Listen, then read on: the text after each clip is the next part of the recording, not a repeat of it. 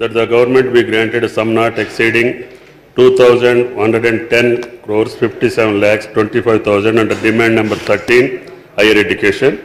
That the government be granted a sum not exceeding 379,000 crores 85 lakhs 8,000 under demand number 14, technical education.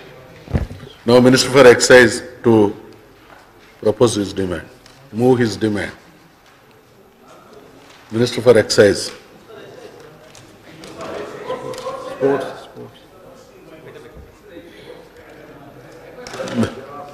For excise and prohibition, sports and youth, I beg to move that the government be granted sum not exceeding 104 crores 30 lakhs 28,000 under demand number 15, sports and youth services.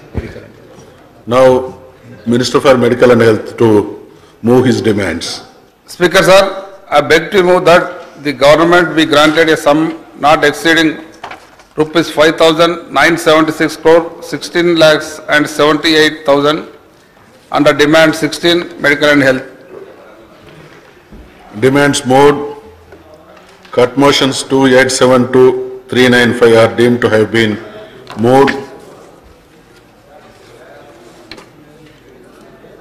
I request the Minister for Roads and Buildings to reply to the debate. Adhyaksha.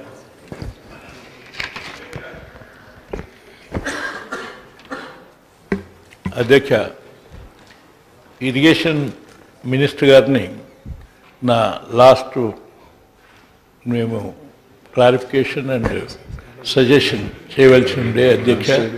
అది నిన్న ఆగిపోయిన విషయంలో అది ఒకటి మాట్లాడిన తర్వాత take up చేయండి, లేదా ఈ డిమాండ్ తర్వాతనైనా ఆయన మినిస్టర్ గారు వస్తున్నారు. ఈ డిమాండ్ తర్వాత దీని తర్వాత ఆల్రెడీ సార్ ఓకే మినిస్టర్ గారు వచ్చాను.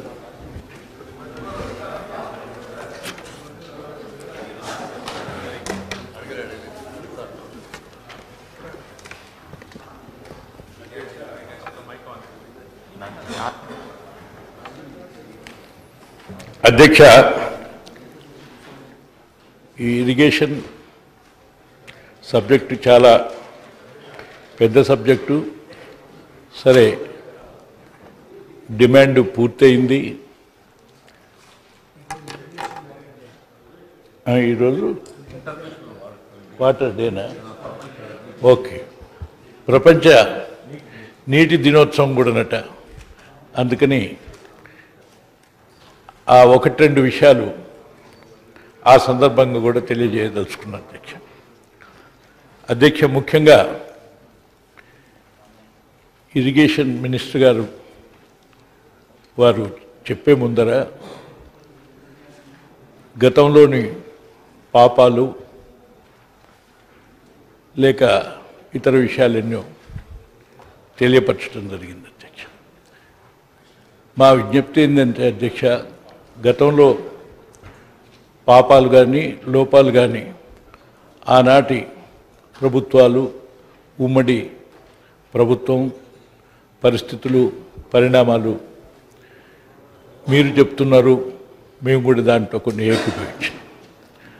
ఆ ప్రకారంగానే వచ్చినటువంటి ఈ నూతన రాష్ట్రంలో ఏదైనా లోపాలని సరిచేసుకొని మళ్ళీ పాపాలు జరగకుండా ప్రజలు మళ్ళీ ఇదే అనుకోకుండా ఉండటానికి వీలుగా చేయవలసినటువంటి అవసరం ఉంది అధ్యక్ష.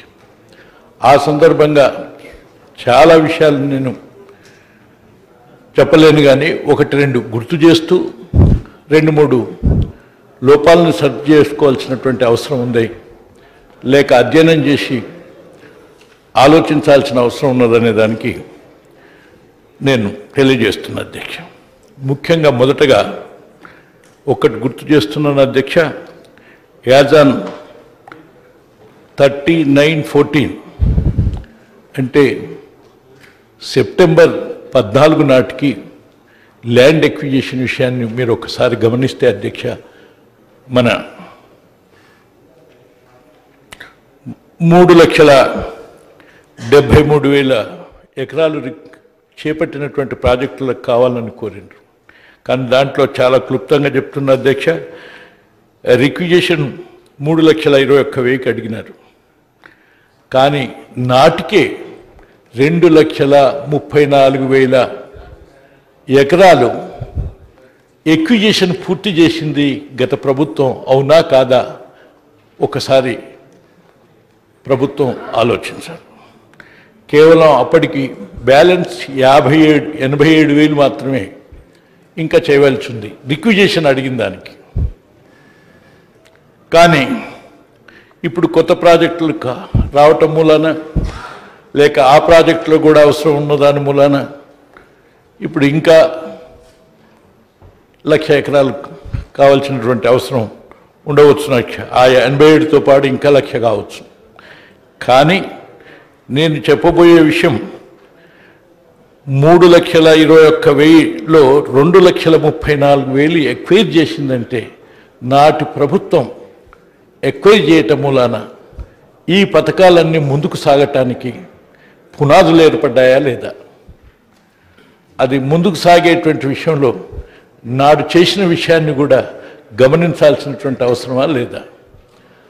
దాన్ని ఇప్పుడు మీరు చేయకపోవటం మూలాన, అంటే మీరు పాపాలు అన్నారు, పరిహారం ఇక్కడ మేము అనుభవిస్తున్నామే అని అనుకోండి కాస్తసేపు. అయినప్పటికీ ఈ విషయాన్ని మర్చిపోయి కేవలం మీరు ఏమి చేయలేదని పదే అటు గత ప్రభుత్వాన్ని లేక ఇక్కడున్న ప్రతిపక్షాలని బాధ్యులను చేయటం అనేటువంటి విషయం ఎంతవరకు సమంజసం? ఈ విషయాన్ని ఇంకొకటి గుర్తు చేస్తున్నారు అధ్యక్ష. ఇప్పుడు మనం చేపట్టిన మీడియం ప్రాజెక్టులన్నిటికీ 18,619 ఎకరాల భూమి కావాలంటే 17,110 ఎకరాలు ఆల్రెడీ ఎక్వైర్ చేసి ఉన్నది అధ్యక్ష. అంటే కేవలం 1,500 మాత్రమే చేయాలి. అందుకనే మీడియం ప్రాజెక్టు ఇప్పుడు త్వరగా పూర్తి చేయడానికి వీలైందా లేదా అధ్యక్ష? ఈ విషయాన్ని ప్రభుత్వం గమనంలోకి తీసుకుందా లేదా? ముఖ్యంగా అధ్యక్ష, ఇది ఒక టూకీగా చెప్పినాను అధ్యక్ష. అట్లాగనే మీరు ఇప్పుడు కల్వకుర్తి కానీ, భీమా కానీ, నెట్టెంపాడు కానీ 17,000 ఎకరాలు అవసరం ఉంటే 16,540 ఎకరాలు అప్పుడే ఎక్వైర్ చేసినారు అధ్యక్ష. భీమా ప్రాజెక్టుకి 24,761 అవసరం ఉంటే 24,166 ఎక్వైర్ చేసి ఉన్నారు అధ్యక్ష. కేవలం 595 చేయాలి. నెట్టెంపాడుకు 23,520 రిక్విజిషన్ ఇస్తే 21,657 చేసినారు అధ్యక్ష. కేవలం 1902 మాత్రం.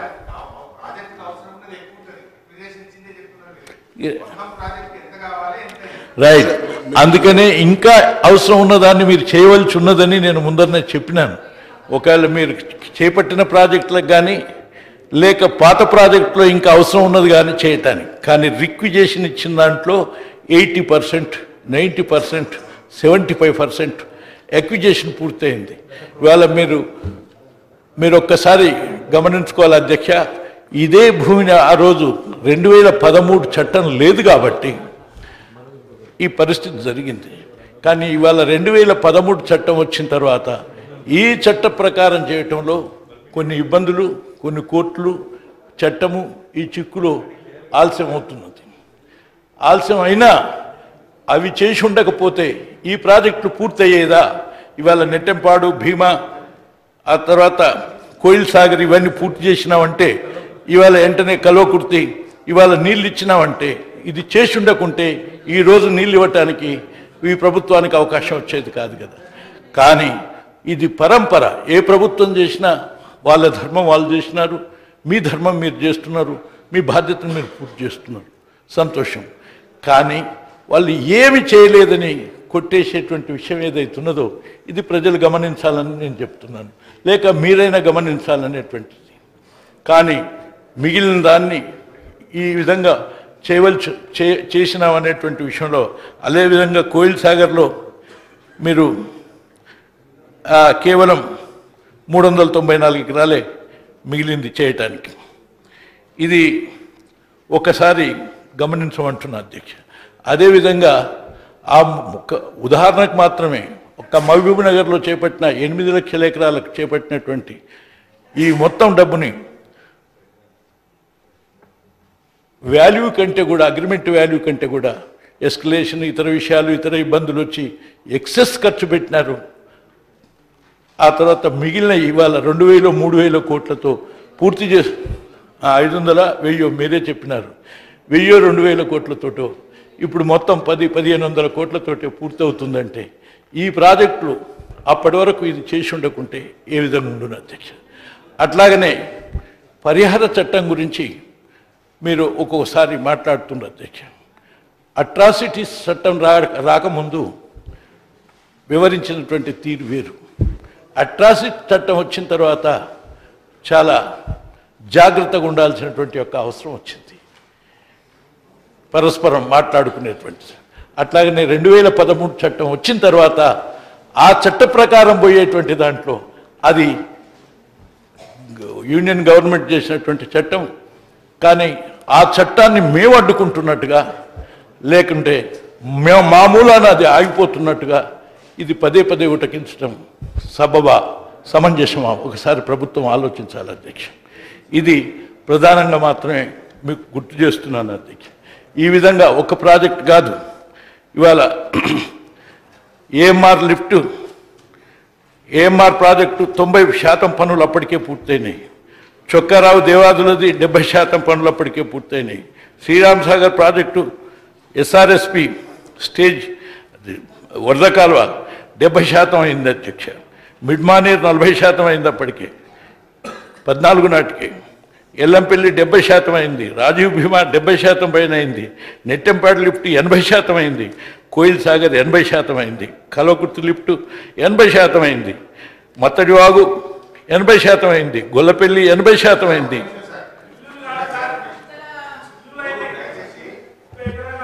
80%, 90% అయితే ఒక 20-30% అన్న ఆయకట్టు రావాలి కదా సార్.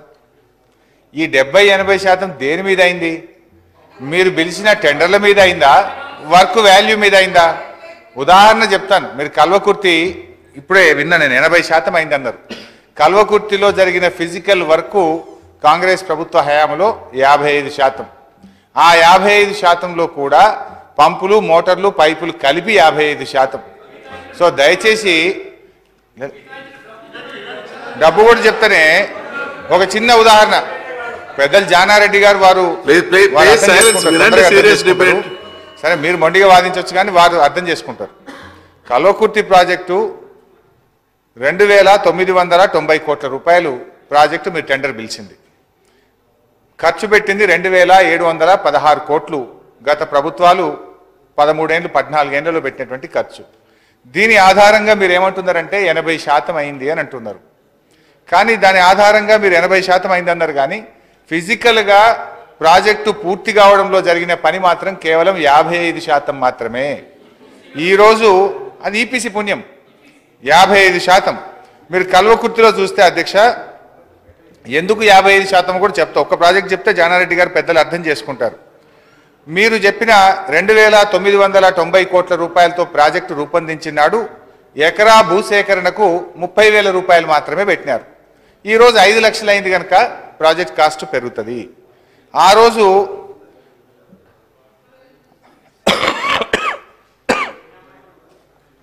మీరు ఎలక్ట్రిసిటీ విషయంలో ఆ రోజు 0 పెట్టినరు. విద్యుత్ మీద 400 kV లైన్స్ కానీ విద్యుత్ ఛార్జీలు 414 కోట్ల రూపాయలు పెరిగింది. మీ నియోజకవర్గం గణపూర్కు చిన్నారెడ్డి గారు దాని ఆయకట్టు అప్పుడు ఇంక్లూడ్ కాలేదు. మీ నియోజకవర్గానికి ప్రభుత్వం వచ్చిన తర్వాత 25,000 ఎకరాలకు నీళ్లు ఇవ్వడానికి నిర్ణయం తీసుకుంటే దాదాపుగా దానికి 100 కోట్ల రూపాయల భారం పెరిగింది. సో ఇవన్నీ ఇంక్లూడ్ చేసినప్పుడు ప్రాజెక్ట్ కాస్టు ఈరోజు దాన్ని పూర్తి చేయడానికి అవసరమవుతున్నటువంటి ఖర్చు 4,896 కోట్లు. మరి 90% పూర్తయితే ఇలా టీఆర్ఎస్ ప్రభుత్వం వచ్చిన తర్వాత ఒక్క కల్వకుర్తి మీద 772 కోట్ల రూపాయలు ఈ రోజుకు మేము ఖర్చు పెట్టి ఉన్నాం. ఇంకా 1,407 కోట్ల రూపాయలు ఖర్చు పెడితే కానీ ఆ ప్రాజెక్టు పూర్తి కాదు. మిత్రులు వంశీచంద్రరెడ్డి గారు ఇదే సభలో అడిగినారు, ఇంకో 1,400 పూర్తి స్థాయి బడ్జెట్ పెట్టండి అని అడిగినారు. సో దాన్ని బట్టి మీరు అర్థం చేసుకోవాల్సింది అంటే మీరు చెప్తున్న 80% పూర్తయింది అనేటువంటిది అది వాస్తవం కాదు అనేది పెద్దలు గ్రహించాలని కోరుకుంటున్నాను. అంటే మిగతా అన్ని ప్రాజెక్టులకు కూడా నేను చెప్పగలుగుతాను, ఒక ఉదాహరణ మాత్రమే చెప్పాను నేను. ప్లీజ్ మేజర్ ఎక్కడిది అసలు పంపోజే కానీ అధ్యక్ష, అంత డిబేట్లో ఆ రోజు అగ్రిమెంట్ వాల్యూ మీద 80% అయిందనే నేను చెప్పింది. కానీ ఇప్పుడు మీరు చెప్పిన ప్రకారం ఎస్కలేషన్ అవుతుంది, వివిధ పరిణామాలు అవుతుంది అని కూడా నేను చెప్పినాను. ఏదన్నా పెరగని, కానీ నిజంగా ఆ రోజు మొదలుపెట్టి ఆ 2700 కోట్లు ఖర్చు పెట్టినప్పటికీ ఇంకా ఇప్పుడు 1400 కోట్లు ఖర్చు పెట్టాల్సిన, ఆ 2700 ఖర్చు పెట్టకుంటే ఇప్పుడు 10,000 కోట్లు ఖర్చు పెట్టాల్సినటువంటి పరిస్థితి వచ్చును. ఆ ప్రాజెక్ట్ కాకపోవును, ఇంకా 3 ఏళ్ళు 4 ఏళ్ళు వెనక్కిపోవును. ఈ 6 నెలల్లో సంవత్సరం వచ్చిందంటే దాని యొక్క పునాది అని మాత్రమే చెప్పడానికి నేను ప్రయత్నం చేస్తున్నా.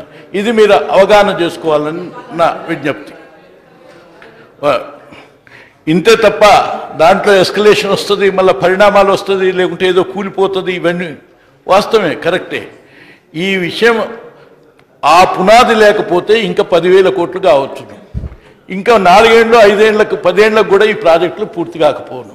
సంవత్సరంలో పూర్తయినాయి అంటే అంతకు ముందున్న పునాది అని మాత్రమే మీకు గుర్తు చేయడానికి తెలియజేస్తున్నాను అధ్యక్ష. రైట్ అధ్యక్ష, 1-2 ఆలోచన కొరకే కానీ విమర్శ కొరకు కాదు. ఇక్కడేదో పాలమూరు రంగారెడ్డిలో అక్కడ పులులు వస్తున్నాయి, జింకలు వస్తున్నాయి అనేటువంటి విషయం చెప్పినారు. కానీ వాస్తవమే ఏంటిది, దానికి కారణం ఏంది? కానీ అదే రాజీవ్ సాగర్, ఇందిరా సాగర్ దాంట్లో అభయారణ్యం ఉండటం మూలాన, రైట్, అభయారణ్యం ఉండడం వలన ఇబ్బంది వచ్చి వేరే మార్చుకుంటే బాగుండునేమో అనుకోవటంలో మేము ఎక్కువ డిబేట్ చేయదలుచుకోలేదు. ఇది కూడా అభయారణ్యం అనేది మీకు తెలుసునా లేదా? 1 మినిట్, ఇది కూడా అభయారణ్యమే. అంచేత అభయారణ్యం అనేటువంటిది ఉన్నది కాబట్టి ఆ అభయారణ్యంలో రావటానికి ఆడ నిరోధించటము, నిషేధించటము, వెనకాల పడటము. కానీ దీనికి ఎవరినో నిందిస్తే ఏ విధంగా ఉంటుంది అనేటువంటి విషయం ఈ అభయారణ్యాలు ఉన్నప్పుడు, అంటే అట్రాసిటీస్ యాక్ట్ ఎట్లా చెప్పినో అభయారణ్యం సంగతి కూడా అటువంటిదే, ఇటు చెప్పినట్టుగా. ఇది మీరు గుర్తుంచుకోవాలని చెప్తూ, ముఖ్యంగా నేను 2-3 విషయాలు లేవనెత్తున్నాను అధ్యక్ష. ఈ పాలమూరు రంగారెడ్డి నీటి లభ్యత విషయంలో మీరు అధ్యయనం చేయాల్సి ఉన్నది. ఇది చాలా ప్రధానమైన. పాలమూరు రంగారెడ్డి విషయంలో 60 రోజుల కొరకు ఇవాళ మీరు పంప్ సెట్లను ఏర్పాటు చేసినారు, 60 రోజుల్లో నీళ్లు కొట్టుకోవటానికి. కానీ క్యాలిక్యులేషన్స్ ప్రకారం గత 2001 నుంచి ఇప్పటి వరకు తీసుకున్నటువంటి లెక్క ప్రకారం 30 రోజులు మాత్రమే నీళ్లు ఉండేటువంటి ఒక అవకాశం ఉందని చెప్పి క్యాలిక్యులేషన్స్ ఉన్నాయి. అంచేత 30 రోజుల్లోనే ఆ నీళ్లు కొట్టుకునేటువంటి ఏర్పాటు కావాలి. అంటే 60 రోజుల కొరకు పెట్టినటువంటిది 30 రోజులకు పోతే నీటి లభ్యత లేకుండా ప్రాజెక్ట్ ఎంత ఇబ్బంది పడుతుంది అనేటువంటి అంశాన్ని మీకు సూచన చేయదలుచుకున్నాను అధ్యక్ష. అంటే పంపు సెట్లన్నా ఎక్కువ చేసుకోవాలి, లేకుంటే ఇంకొక విషయం అన్నది చేసుకోవాలి. లేకుంటే పాలమూరు రంగారెడ్డికి మొత్తంగా ప్రాజెక్టు పూర్తి చేయడానికి చాలా కష్టం, నీటి లభ్యత ఇవ్వటానికి కష్టం అవుతుంది అధ్యక్ష. ఇది ఒక ప్రధానమైన విషయం అయితే మీరు అర్థం చేసుకుని ఉంటారు. నేను పేపర్లలో చూసినటువంటిది, ఇవాళ సిడబ్ల్యూసి వాళ్ళు ఏం చెప్పినారు అంటే, నీటి లభ్యత ఉన్నటువంటి యొక్క ప్రాజెక్టులు ఇక ముందు ఇచ్చేటువంటిది నీటి లభ్యత ఉంటేనే ప్రాజెక్టుకు అనుమతిస్తాం, లేకుంటే లేదు అన్నారు. ఇప్పుడు మన డిపిఆర్ అక్కడికి పోతే ఇది ఎఫెక్స్ బాడీకి పోవాలి, నీటి లభ్యత ఉన్నదా అని నిర్ధారణ చేయాలి. కానీ అదే అంత ముందు సర్ప్లస్ మీద మనం నిర్మాణం చేసిన ఈ ప్రాజెక్టులు ముందు భాగంలో అప్పుడు మొదలు పెట్టడం మూలాన ఇవాళ పూర్తి చేసి కొంత ఫలితాన్ని పొందినాం. ఇప్పుడు రేపు ఫలితం పొందబోయేది మీరు చాలా అధ్యయనం చేయవలసిన అవసరం ఉందా లేదా అని సూచన ఇస్తున్నాను. లేకపోతే ఆ ప్రాజెక్టు నీటి లభ్యత ఉంటుందా, ఉంటే 4 ఏళ్లకు ఒక్కసారి ఉన్నది, లేదా నీటి లభ్యత సిడబ్ల్యూసి నుంచి వస్తుందా లేదా, వీటినన్నిటినీ గమనించి మీరు ఖర్చు దాని మీద పెట్టాలి. లేకపోతే ఖర్చు వృధా అయ్యేటువంటి యొక్క పరిస్థితికి జరగనీయకూడదు అనేటువంటిది ప్రభుత్వానికి సూచన ఇస్తున్నాను అధ్యక్ష. అదేవిధంగా మీరు 13,700 ఫర్ టీఎంసీ అన్న విషయం ఏదైతే ఉన్నదో ప్రాణహిత ఈ నెట్టెంపాడుకు కల్వకుర్తికి నీళ్లు తగ్గినాయి కాబట్టి ఇంకొక 10 టీఎంసీలు పెంచాలి అవసరం ఉన్నది అని మీరు ఏ విధంగా భావించినారో అంటే టీఎంసీ 10,000 చొప్పున కావటానికని మీరు పెంచినారు. సంతోషం, దాన్ని మేము సమర్థిస్తున్నాం, సంతోషిస్తున్నాం, స్వాగతిస్తున్నాం. కానీ మరి అదే ఇప్పుడు ఆదిలాబాద్లో 2 లక్షల ఎకరాలు ప్రాణహిత నుంచి తీసుకునే దానికి 10,000 ఫర్ టీఎంసీ ఏర్పాటు చేసి ఇప్పుడు డిపిఆర్ తయారు చేస్తున్నారు. కానీ వేరాజ్ ప్రాణహిత 13,700 టీఎంసీ అనేటువంటి విషయాన్ని ఏ విధంగా మీరు నీటిని పొలాలకు పంపిస్తాం పైప్ లైన్ ద్వారా మహారాష్ట్ర ఆర్ మధ్యప్రదేశ్లో కొత్త టెక్నాలజీతోటి అనేటువంటి విషయాన్ని మీరు నిన్ననే చెప్పినారు. ఆ టెక్నాలజీని ఈ డిపిఆర్లో నువ్వు పెట్టినవా లేదా? పెట్టలేదు. డిపిఆర్ తీసి చూడండి. ఒకవేళ అది పెట్టుంటే సరే, పెట్టకపోతే ఇప్పుడు ఏం చేయాలి? ఇప్పుడు ఇమీడియట్గా అంచేత 13,700కి ఎట్లా నీళ్లు బారించాలి అనేటువంటి అంశం దీంట్లో ఇమిడింది అధ్యక్ష. ఆ తర్వాత స్టెబిలైజేషన్ కూడా మీరు 25% మాత్రమే 25 టీఎంసీలు మాత్రమే 18 లక్షలకు స్టెబిలైజ్ చేస్తామంటున్నారు. అంటే అంతకు ముందున్న నీరుతో కలుపుకొని కొంత నీరు థైలాండ్కి పోతలేదు కాబట్టి 25 టీఎంసీ పెడితే ఈ 18 లక్షలకు మొత్తం థైలాండ్కి నీళ్ళు అందిస్తామని ఒక ఉద్దేశం. కానీ అది సఫలం కావాలంటే ఇది సాధ్యమా అసాధ్యమా? ఒక్క శ్రీరామ్ సాగర్ ఎస్ఆర్ఎస్పి నుంచి ఏదైతే మనం 14 లక్షల ఎకరాలకు నీరు ఇస్తున్నామో ఎస్ఆర్ఎస్పి 1 and 2 వీటికి 14 లక్షలకు ఇవ్వాలి. ఇప్పుడు మీరు చెప్పినరు ఇది వాస్తవం, 6 లక్షలు 7 లక్షలే పారుతుంది. అసలు 14 లక్షల్లో 6-7 లక్షలు పారితే 10 లక్షలు పారతలేదని మీరే అంగీకరించినారు. ఆ 10 లక్షల ఎకరాలకు కూడా 25 టీఎంసీ అనే వాటర్ని దానికి ఒక్కదానికి ఇచ్చినా సరిపోదు. ఎస్ఆర్ఎస్పిలో ఒకసారి నింటుంది, ఇప్పుడు 60 టీఎంసీ. సుమారు దానికి ఫస్ట్ సెకండ్ స్టేజ్కి సుమారు 130 టీఎంసీలు అవసరం అనుకుంటాను ఇంచుమించు. ఆ సుమారు 80 టీఎంసీలు 100 టీఎంసీలు ఒక్క ఎస్ఆర్ఎస్పికే పూర్తి చేస్తేనేమో పూర్తి ఆయకట్టు, లేదు అంటే సప్లిమెంట్ చేయాలంటే దాంట్లో సగమన్న కావాలి. ఓ 40-50 టీఎంసీలన్న దానికి ఇస్తేనే కానీ అయ్యేటువంటి పరిస్థితి ఉంది. దీన్ని అధ్యయనం చేసినారా? ఇది చేయవలసినటువంటి అవసరం ఉంది. అట్లాగనే మళ్ళీ పైగా ఆ ఆయకట్టు అంతా కూడా టీఎంసీకి 10,000 చొప్పున తీసుకున్నటువంటి ఆయకట్టు దాన్ని 13,700 చొప్పున నువ్వు ఫీడ్ చేస్తానంటున్నావు సప్లిమెంటరీ. అది తీసుకున్న ఆయకట్టు 10,000, ఇప్పుడు 13,700 అయితే దాన్ని ఏ విధంగా ఇప్పుడు ఎట్లా చేయాలి? దాన్ని సూక్ష్మ సేవం పెడతారా, మరి డ్రిప్ పెడతారా, పైపులు వేస్తారా, ఏంటిది అనేటువంటిది మీ ఆలోచనలో మాకు అవగతం కాలేదు.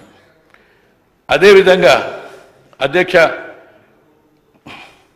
రబీ పంటకు ఇంకా మీరు 5 లక్షల ఎకరాలకు కూడా నీరు ఇస్తామంటున్నారు. ప్రాణహిత చేవెళ్ళ ఇప్పుడు చేవెళ్ళ కాదనుకోండి, కాళేశ్వరం ద్వారా మరి ఆ విధంగా నీళ్ళు ఇవ్వాలంటే ఈ కాళేశ్వరం నీళ్ళు ఇచ్చేటువంటి దాంట్లో మీకు ఒక 187 టీఎంసీకి రిజర్వాయర్స్ ఏదో ఇప్పుడు మీరు ప్రపోజ్ చేసినారు సుమారు. నేను ఒకటి అడుగుతున్నా అధ్యక్ష, 4 మాసాలు వరుసన అక్కడి నుంచి నీరు వస్తుంటే ఇక్కడి నుంచి పొలాలకు పోవాలి. మీరు కొట్టేటువంటిది 120 డేస్. 120 డేస్ పొలాలకే నీరు బారుతుంటే ఆ రిజర్వాయర్లని ఎంత నింపుతారు? ఎప్పుడు నింపుతారు? 120 రోజులు అయినాక నింపుతారా? దానికి ముందు నింపుతారా? సుమారు 150 రోజులే అందులో నీళ్లు ఉంటాయని చెప్తున్నారు మీ యొక్క ప్రతిపాదనలో కానీ ఆలోచనలో కానీ. అందుచేత ఎప్పుడు నింపాలి? ఒకవేళ నింపాలంటే ఈ 180 టీఎంసీ ఆఫ్ వాటర్ నిండటానికి డబుల్ ది వాటర్ కావాలి, రెండోది టైం కావాలి. రెండోది లభ్యత ఎంతకాలం ఉంటుందో కావాలి. ఈ మూడింటికి నాలుగింటికి మ్యాచింగ్ చేసినారా లేదా? ఈ అంశాలు చాలా ప్రధానమైనటువంటి విషయం. అందుచేత ఇటు మంచినీటి కొరకు సుమారు 40-50 టీఎంసీల రిజర్వాయర్ కావాలి. ఆ తర్వాత కూడా ఇట్లా మీరు రిజర్వాయర్ ఉంచుకోవటానికి కూడా ఇంకో 60-70, 110, 120 రిజర్వాయర్ ఉంటే చాలా అవసరం. మిగతా రిజర్వాయర్లన్నీ అవసరమని భావించినా ఇప్పుడు ఎంటెంట కట్టాల్సినటువంటి అవసరమా ఈ మీ డిపిఆర్ ప్రకారం అనేటువంటి విషయం. ఒకవేళ ముందు ఇంకా ఎక్కువ కొట్టుకుంటాం, ఇంకా ఎక్కువ పంపు సెట్లు పెడతాం, ఇంకా చాలా ఈ ప్రతిపాదన ఉన్నదంటే అభ్యంతరం లేదు. కానీ వెంటనే ఏది ఇప్పుడు ఇమ్మీడియట్గా కావాలనో వాటిని టేకప్ చేస్తూ ముందుకు పోతే బాగుంటుందని. ఆఖరికి అధ్యక్ష లాస్ట్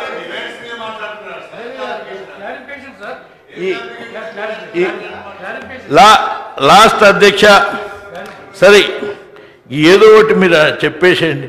కానీ 5 లక్షల ఎకరాలకు రబీలో నీరు ఇవ్వాలన్నా కూడా సుమారు ఎన్ని టీఎంసీలు కావాలి? 50-60 టీఎంసీల నీరు 10,000 చొప్పున కావాలి ఆ రబీలో ఇవ్వటానికి. ఇన్ని అంశాలు ఇందులో ఇమిడి ఉన్నాయి. అంటే నేను చెప్పబోయే లాస్ట్ విషయం ఏంటంటే అధ్యక్ష, ఇది చాలా లోతుగా అధ్యయనం చేసి ఇంకా దాన్ని మునుముందు లోపాలు జరగకుండా, లేక మునుముందు డబ్బు వృధా కాకుండా, లేకుంటే భారం ఎక్కువ పడకుండా ఈ ప్రయోగం చేయటానికి చాలా అధ్యయనం చేయాల్సినటువంటి అవసరం ఉంది. అది ప్రభుత్వం దృష్టిలో ఉంచుకోవాల్సినటువంటి అవసరం ఉందని నేను సూచన ఇస్తున్నా అధ్యక్ష, సలహా ఇస్తున్నా. ఈ విషయంలో క్లారిఫై చేయాలన్నా ఇప్పుడు వెంటనే క్లారిఫై చేయగలిగేవి కావు. వెంటనే ఒక క్లారిఫికేషన్ తోటి ఓ మాటతోటి చెప్తే మాకు ఇక్కడ మామూలు సంతృప్తి కాదు, లేకపోతే మీరు పూర్తి చేసినవని కాదు. కానీ ఇది ఈ వాస్తవాలను దృష్టిలో పెట్టుకొని ప్రభుత్వం గమనంలో ఉండాల్సిన అవసరం ఉంది మాత్రమే నేను గుర్తు చేస్తున్నాను. ఇవన్నీ కూడా ప్రభుత్వం దృష్టిలో ఉంచుకోమనని నేను ముందర చెప్పింది. గత ప్రభుత్వాలు ఏమి చేయలేదు అనేటువంటి విషయాన్ని పదే ఉటకించటం సరి అయింది కాదు అనేటువంటి విషయాన్ని మీరు దృష్టిలో ఉంచుకొని ముందుకు సాగాలని మాత్రమే నేను తెలియజేస్తున్నాను.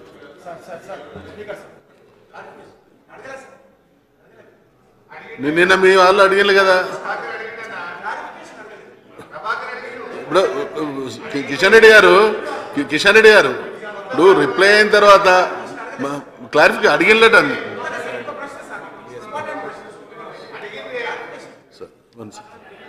సార్ ఒక్క విషయం సార్, ఈరోజు గత ప్రభుత్వ హయాంలో రూపొందించినటువంటి డిజైనింగ్ ప్రాజెక్ట్